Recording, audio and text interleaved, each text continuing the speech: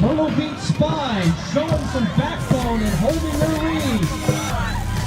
They win another one, y'all get it.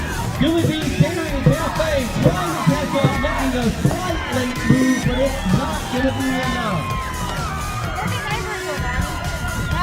It's Myrtle Beach Spine crossing the BPDM.com finish line first.